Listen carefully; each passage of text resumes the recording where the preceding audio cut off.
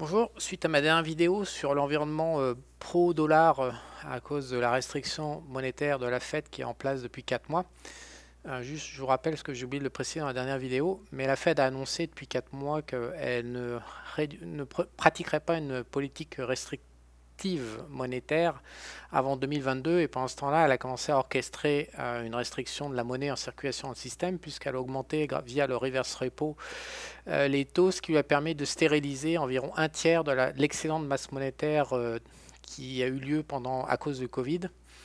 Donc moi je trouve ça assez malin de la part de la Fed de dire non, non je fais rien, puis par derrière de commencer comme ça quand elle va arriver dans 3-4 mois en disant bon bah il va falloir maintenant faire de la restriction monétaire. En fait probablement que la moitié du job aura déjà été fait et donc ça évitera bien des tensions inutiles. Donc personnellement j'ai trouvé le move assez intelligent, assez machiavélique. Mais passons. Donc, suite à cette vidéo sur cet environnement monétaire restrictif qui est donc pro-dollar, qui va faire monter le dollar mécaniquement, puisqu'on aspire des liquidités, et donc on réduit la circulation de la monnaie dans l'économie. Suite à cette vidéo, moi j'ai reçu pas mal de commentaires évidemment négatifs. Dès qu'on touche à l'or, c'est comme l'immobilier en France et les institutions, donc on se fait buter. Donc aujourd'hui, je voudrais proposer une autre manière de faire. J'entends bien que chacun est libre, etc. Je vais juste proposer une autre vision du même problème. Donc actuellement, vous avez les cours de l'or depuis environ, je sais pas, depuis un an environ. C'est la pire photographie qu'on puisse faire de l'or pendant un an. Mon propos, c'est pas de montrer que l'or c'est de la merde dans cette vidéo, c'est juste de montrer qu'il y a moyen d'exploiter les marchés baissiers sur l'or qui sont inévitables. Donc si on quantifie le marché baissier en place depuis un an sur l'or, on a environ 20% de baisse, plus 5% d'inflation, puisqu'on passe de 194 sur le GLD, le TF-OR, et on vaut quasiment 160, donc 16,32, voilà, on a 20% de baisse sur les cours, entre le plus haut, le pire, du pire, pour les gens qui ont acheté le plus haut il y a un an, et il faut ajouter 5% d'inflation, donc ça fait 25% de baisse sur un an, sur un actif qui est censé quand même être un support patrimonial pour vous aider à conserver votre valeur, moins 25%, et c'est censé pas être volatile ni dangereux. Moins 25% pour moi c'est trop. En tout cas en ce qui me concerne, ma sensibilité personnelle, si je mets de l'argent patrimonial destiné à survivre à long terme, je ne vais pas le mettre sur un support qui est capable d'encaisser 25% comme ça en seulement un an. C'est inacceptable de mon point de vue, mais certains vont accepter tout à fait. Il n'y a pas de problème avec ça. Hein, chacun voit midi à sa porte. Il n'y a pas de souci avec ça. Seulement, moi, ce que je voudrais vous montrer, c'est que plutôt que d'acheter et puis d'attendre moins 25% et de se dire bah, je vais attendre que ça remonte, avant qu'on fasse 25% de hausse sur l'or, il va falloir qu'il s'écoule 2 ans. Et si la politique monétaire que j'ai décrit encore une fois dans cette vidéo que je vais vous montrer, dans cette vidéo qui s'appelle Mon pari monétariste de 500 000 dollars va tranquille. Donc si éventuellement, je raconte pas que des conneries, de temps en temps je suis obligé aussi d'avoir raison sur les marchés, donc si mon scénario là monétariste est le bon, sait-on jamais, c'est pas dans 2 ans qu'on va faire plus 25% sur l'or, ce qui se passe c'est qu'on va faire probablement, si ça a vraiment lieu, on va faire encore moins 20, moins 25% sur l'or avec l'inflation. Je pense pas qu'on va faire moins 20%, mais encore que, on sait pas, s'ils stérilisent complètement la masse monétaire excédentaire liée au Covid, l'or va se manger, ouais, peut-être du moins 20% en fait, on n'en sait pas, on n'en sait rien à ce stade. Donc à partir de là, moi plutôt que d'attendre assis sur vos pertes, moi je vous propose une autre vision du même problème qui est un problème monétariste. Les mines d'or ne sont pas des actions, les mines d'or sont un outil monétariste à la base et je pense qu'il y a une confusion qui est faite par pas mal d'épargnants et d'investisseurs par rapport à ces actions. Donc ce que vous voyez là sur la gauche, c'est mon screener, donc c'est mon modèle que je vais vous présenter pour vous montrer ce qui se passe depuis 4 mois. Avant toute chose, quand je détermine qu'il y a un environnement monétaire restrictif, c'est-à-dire qu'il y a une réduction des liquidités dans le système financier, pour moi ça devient acheteur dollar et donc un short de mine d'or, c'est-à-dire vendeur à découvert de mine d'or. Évidemment, ce que je vais montrer aujourd'hui, ça ne marche pas si l'environnement monétaire est expansif, comme on a connu après le Covid pendant un an. Évidemment, je ne vais pas mettre, c'est pas un truc perpétuel. C'est sa première précision. La deuxième précision, c'est qu'il y a 2 stratégies pour jouer à la baisse les mines d'or. La première, c'est un breakout bear. Je vais montrer après sur notre snipe. Et la deuxième, c'est on joue on attend un rebond et on short, donc on joue à la baisse une fois que les mines d'or ont rebondi. Donc comment ça ressemble graphiquement? Donc on a des mines d'or comme ça, imaginons comme ça. Le break bear, c'est ça, c'est-à-dire qu'on casse un ancien plus bas, le plus bas ici est cassé, on a un signal de vente, on joue à la baisse. Et la vente sur rebond, le short sur rebond, c'est quand la mine d'or rebondit comme ça, en ce deuxième carré, on a rebondi. En fait, on ne va pas shooter à contre-tendance sur le rebond, parce qu'on peut-être que, encore une fois, on ne sait jamais, peut-être que la mine d'or va faire ça et puis que c'est fini, qu'elle va casser tout à la hausse. Donc moi, personnellement, ce que j'aime, c'est ici. C'est-à-dire, on a un rebond dans une tendance baissière et on commence à s'effilocher vers le bas.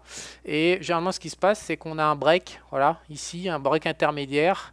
Et c'est que ça, en fait, hein. Je vais montrer que ça aujourd'hui, c'est les meilleurs signaux. On a un break intermédiaire, comme ça, c'est-à-dire qu'en fait, ici, on a une congestion dans ce bordel-là, horizontale, latérale, et puis on casse par le bas.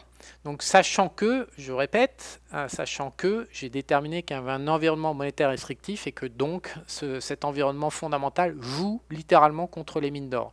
Donc voilà, ceci étant précisé, j'ai un screener ici qui screen quelque chose comme 60 mines d'or côté aux États-Unis. Donc là, vous en avez 23 aujourd'hui qui sortent dans le screener. Donc pour moi, c'est les 23 plus pourris. Alors, ne me demandez pas ce qu'il y a dans mon screener, parce que ça, je ne vous le vendrai même pas pour 2000 $ ou même pour 10 000 $ comme ils vendent les youtubeurs aujourd'hui en France. Je ne le vends pas du tout, c'est pas à vendre. Néanmoins, on va regarder le résultat du screener. Et ah oui, aussi autre chose, j'ai pas de formation à vous vendre sur l'or, hein. J'ai pas de signaux à vendre sur l'or. Je vais pas vous demander de vous inscrire au channel Objectif Eco. Je vais pas vous demander de mettre un like sur la vidéo.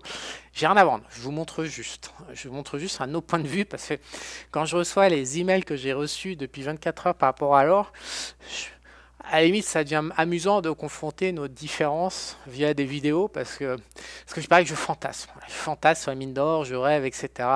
Et que vraiment je délire et tout. Voilà. Ah, et puis aussi, dernier point, donc oui, il y a de la publicité sur le channel YouTube. Alors ça n'a rien à voir avec, je suis en train de tester, donc ça rapporte 475 $ par mois. Donc ça paye même pas, ça doit payer juste la bouffe de mes 10 chats. Donc autant vous dire que ça rapporte rien. Je suis juste en train de tester la pub sur le channel YouTube Objectif Eco, tout simplement parce que on va probablement signer vendredi de cette semaine enfin la ferme que je convoite, et je veux faire un projet YouTube sur cette ferme, et donc je vais me familiariser avec la pub. Voilà, donc c'est vraiment purement et ça sera un projet YouTube en anglais international, ça ne sera pas du tout en français, et donc je suis juste en train de regarder ce qui se passe par rapport à cet algo YouTube avec la pub, etc. Et vous savez aussi que quand on met de la pub, évidemment, si YouTube peut gagner de l'argent avec, ça va favoriser le ranking des vidéos quand on a de la pub dedans. Mais non, je fais pas de l'audience, je fais pas putaclic pour Objectif Eco qui rapporte rien, parce qu'on est sur une audience de niche. Ça n'a aucun sens de me dire que je fais des vidéos comme ça. Voilà, donc j'ai rien à vendre, je montre juste ce qui moi m'intéresse. Ce qui, moi je profite, parce que je considère que j'ai... Ah, puis aussi autre chose, ouais, je suis censé profiter des pauvres épargnants.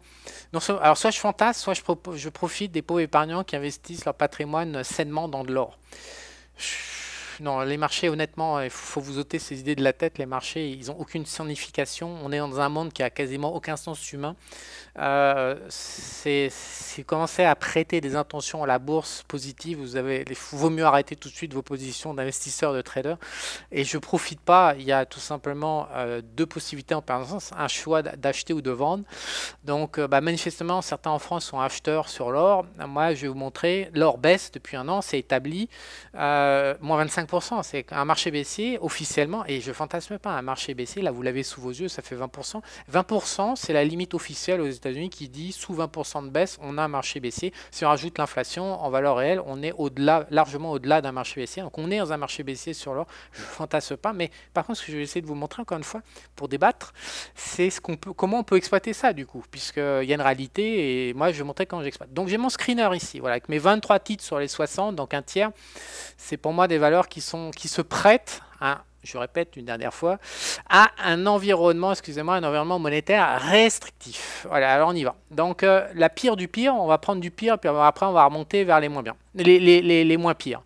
Donc là, on a une valeur qui s'appelle WPN, qui est passée de 46 à 38. Elle décroche, donc tout le mois de septembre, elle fait que décrocher. Donc elle est intéressante à jouer, parce que je vais montrer en détail. Alors j'ai screenshoté, donc qu'est-ce qu'on a pour moi en fait,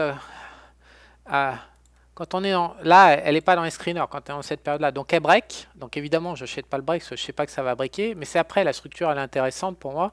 C'est que là, on enclenche là. Donc là, on a notre rebond. Là, on a notre congestion après le rebond que j'aime. Ensuite, on a notre break de la congestion ici.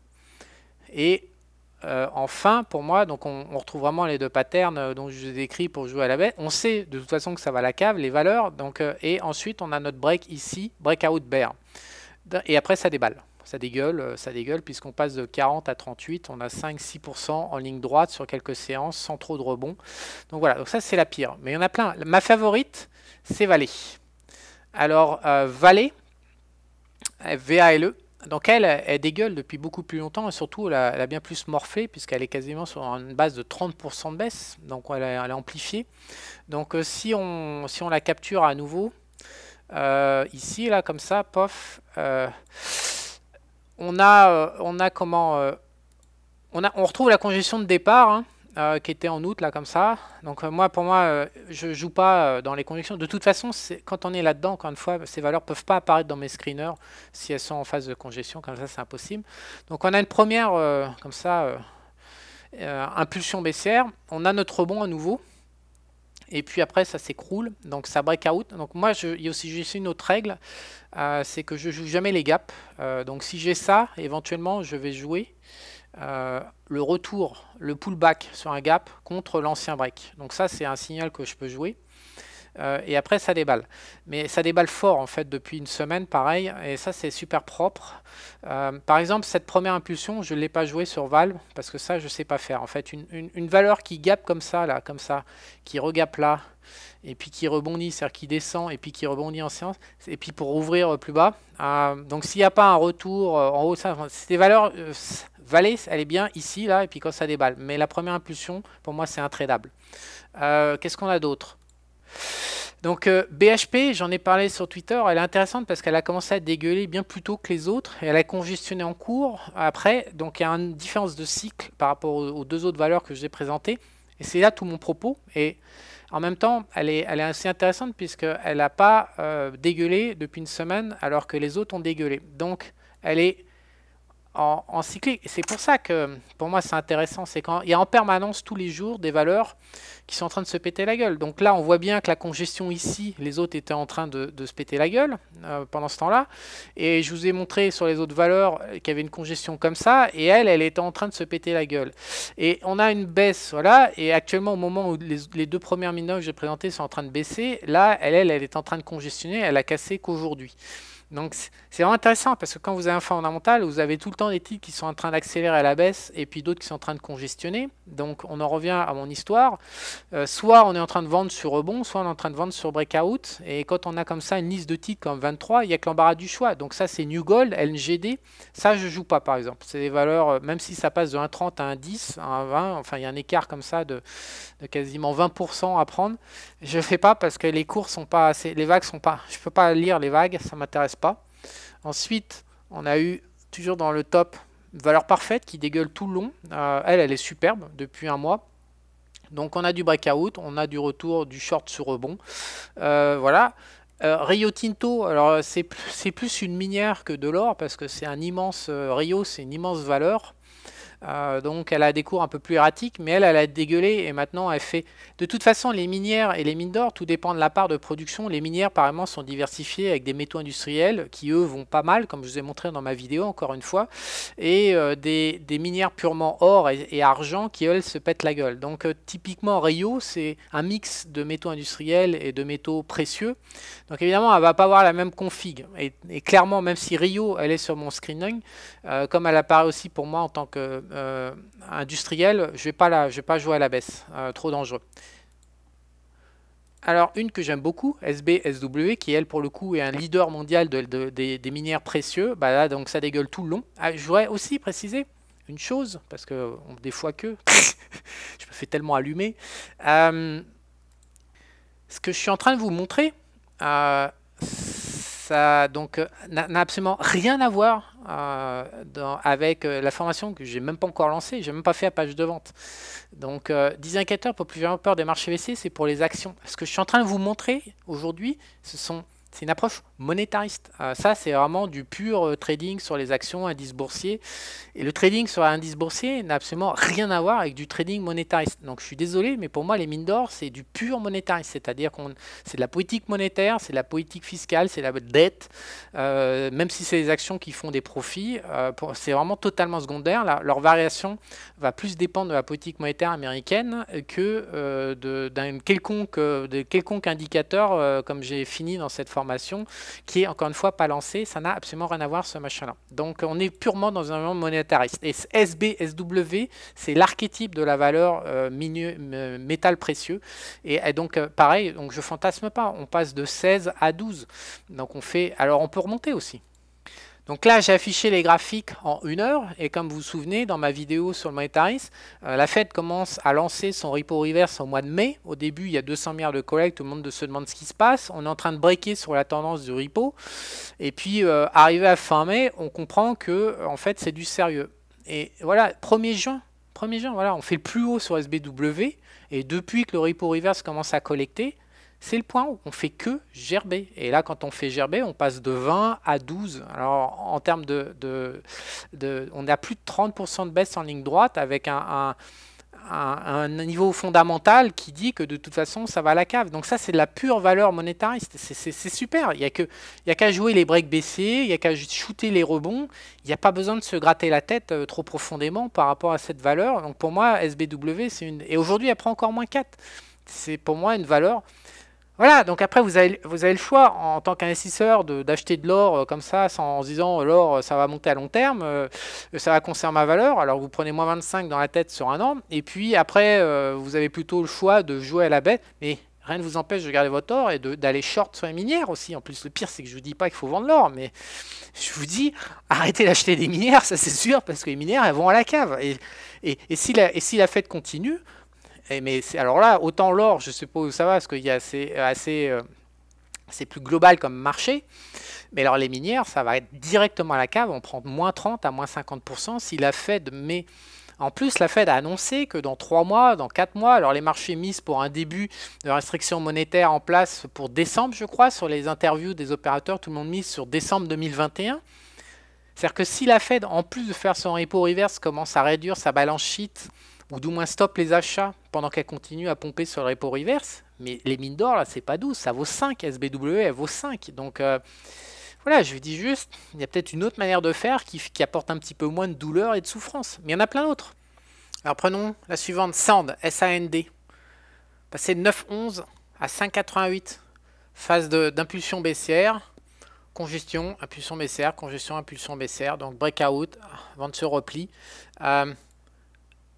Une minière sur le silver, donc elle est un petit peu décalée en termes de cycle. On est en train de sortir de la congestion pour moi.